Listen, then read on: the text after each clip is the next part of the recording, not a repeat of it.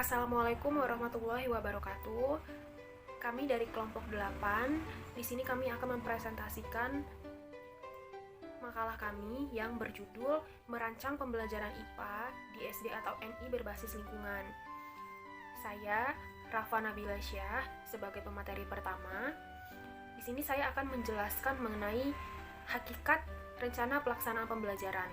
Rencana pelaksanaan pembelajaran atau RPP adalah rencana pembelajaran yang dikembangkan secara perinci dari suatu materi pokok atau tema tertentu yang mengacu pada suatu silabus atau rencana kegiatan pembelajaran tatap muka untuk satu pertemuan atau lebih.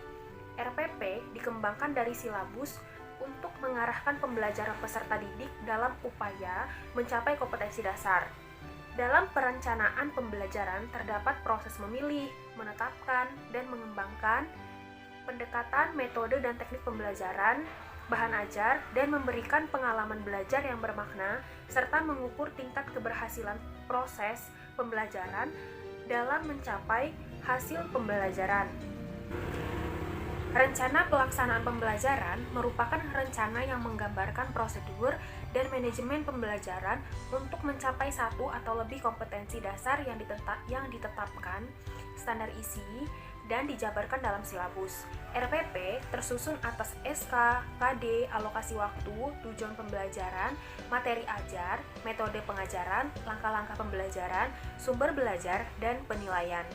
Secara umum, dilihat dari konteks pelaksanaan pembelajaran, sangat jelas terlihat bahwa karakteristik pembelajaran meliputi 3 hal, yaitu yang pertama, perencanaan pembelajaran merupakan hasil dari proses berpikir.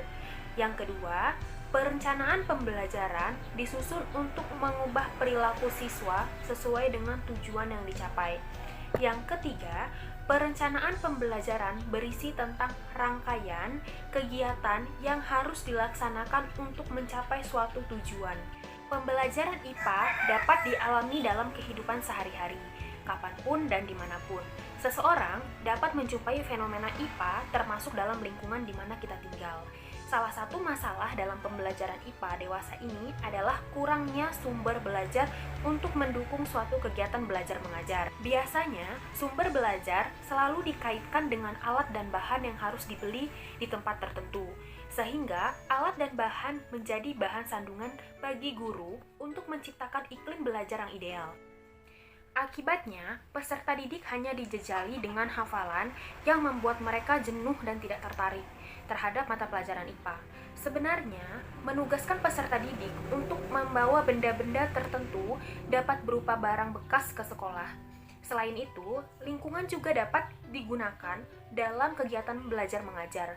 Banyak benda, makhluk hidup, atau fenomena-fenomena alam yang menarik dan dapat digunakan sebagai sumber belajar. Hanya masalahnya guru belum terbiasa menggunakan lingkungan sebagai sumber belajar. Sekian yang dapat saya sampaikan. Untuk selanjutnya akan dilanjutkan oleh pemateri kedua. Di sini saya akan melanjutkan materi mengenai prinsip-prinsip penyusunan RPP. Yang pertama, ada perencanaan pembelajaran harus merupakan urutan kegiatan pembelajaran yang sistematis. Yang kedua, perencanaan pembelajaran bila perlu dilengkapi dengan lembaran kerja atau tugas dan atau lembar observasi. Yang ketiga, perencanaan pembelajaran harus berdasarkan pada pendekatan sistem yang mengutamakan keterpaduan antara tujuan atau kompetensi, materi, kegiatan belajar, dan evaluasi. Yang keempat, perencanaan pembelajaran harus berdasarkan kurikulum yang berlaku. Yang kelima, perencanaan pembelajaran harus memperhitungkan waktu yang tersedia.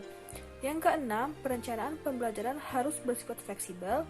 Yang ketujuh, perencanaan pembelajaran harus memperhitungkan waktu yang tersedia. Sekian, materi selanjutnya akan dilanjutkan oleh Eva. Assalamualaikum warahmatullahi wabarakatuh. Saya Eva Yunita dengan NPM 18111000257. Di sini saya akan melanjutkan materi yaitu tentang komponen penyusunan RPP. Di dalam penyusunan RPP terdapat komponen yang pertama yaitu identitas mata pelajaran. Di dalam identitas mata pelajaran meliputi satuan pendidikan, kelas, semester, program keahlian, mata pelajaran atau tema pelajaran, dan jumlah pertemuan. Yang kedua ada standar kompetensi. Standar kompetensi merupakan kualifikasi kemampuan minimal peserta didik yang menggambarkan penguasaan pengetahuan, sikap, dan keterampilan yang diharapkan dicapai pada setiap kelas. Yang ketiga ada kompetensi dasar. Kompetensi dasar adalah sejumlah kemampuan yang harus dikuasai peserta didik dalam mata pelajaran tertentu sebagai rujukan penyusunan indikator kompetensi dalam suatu pelajaran. Nah, yang keempat ada indikator pencapaian kompetensi. Indikator pencapaian kompetensi adalah perilaku yang dapat diukur atau diobservasi untuk menunjukkan ketercapaian kompetensi dasar tertentu yang menjadi acuan penilaian mata pelajaran. Yang kelima ada tujuan pembelajaran. Tujuan pembelajaran menggambarkan proses dan hasil belajar yang diharapkan dicapai oleh peserta didik dengan kompetensi dasar. Yang ketujuh ada materi ajar. Materi ajar memuat fakta, konsep, prinsip, dan prosedur yang relevan dan ditulis dalam bentuk butir-butir sesuai rumusan indikator pencapaian kompetensi. Yang kedelapan ada alokasi waktu. Alokasi waktu ditentukan sesuai dengan keperluan untuk pencapaian KD dan beban belajar. Yang kesembilan ada metode pembelajaran. Metode pembelajaran digunakan oleh guru untuk mewujudkan suasana belajar dan proses pembelajaran agar pembelajaran peserta didik mencapai kompetensi dasar atau seperangkat indikator yang telah dicapai. Jadi, peserta didik tidak mengalami kebosanan saat mengikuti mata pelajaran. Peserta didik digunakan beberapa metode pembelajaran. Yang selanjutnya ada kegiatan pembelajaran. Di dalam kegiatan pembelajaran yaitu yang pertama ada pendahuluan. Pendahuluan merupakan kegiatan awal dalam suatu pertemuan pembelajaran yang ditunjukkan untuk membangkitkan motivasi dan memfokuskan peserta didik untuk berpartisipasi aktif dalam proses pembelajaran. Dalam kegiatan pendahuluan, guru yang pertama itu menyampaikan peserta didik secara psikis dan fisik untuk mengikuti proses pembelajaran. Yang kedua, mengajukan pertanyaan-pertanyaan yang mengaitkan pengetahuan sebelum materi yang akan diajarkan.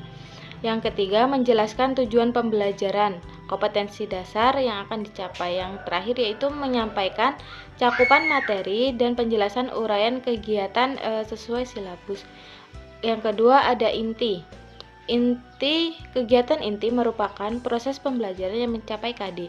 Kegiatan pembelajaran dilakukan secara interaktif, inspiratif, menyenangkan, menantang, memotivasi peserta didik untuk berpartisipasi aktif, serta kemandirian sesuai dengan bakat, minat, dan perkembangan fisik secara psikologis peserta didik. Yang terakhir yaitu ada penutup. Penutup merupakan kegiatan yang dilakukan untuk mengakhiri aktivitas pembelajaran yang dilakukan dalam bentuk rangkaian atau kesimpulan, penilaian atau refleksi, umpan balik, dan tindak lanjut. Sekian materi yang dapat saya sampaikan. Materi selanjutnya akan dibahas oleh Salsabila Amran. Baiklah, saya akan melanjutkan materi selanjutnya yaitu langkah-langkah penyusunan RPP. Langkah-langkah penyusunan RPP yang pertama yaitu mengidentifikasi kolom identitas. Kemudian yang kedua ada menentukan alokasi waktu yang dibutuhkan untuk pertemuan yang dilakukan pada saat pembelajaran.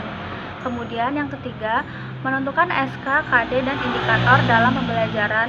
Kemudian yang keempat merumuskan tujuan pembelajaran berdasarkan SK, KD, dan indikator yang telah ditentukan oleh silabus. Kemudian yang kelima mengidentifikasi materi ajar ataupun materi pokok yang digunakan dalam kegiatan pembelajaran. Kemudian yang keenam menentukan metode pembelajaran yang akan digunakan. Kemudian yaitu yang ketujuh merumuskan langkah-langkah pembelajaran yang terdiri dari kegiatan awal, kegiatan inti, dan kegiatan akhir ataupun penutup. Kemudian menentukan alat bahan ataupun sumber belajar yang digunakan. Dan yang terakhir yaitu menyusun kriteria penilaian. Terima kasih. Sekian presentasi dari kami. Wassalamualaikum warahmatullahi wabarakatuh.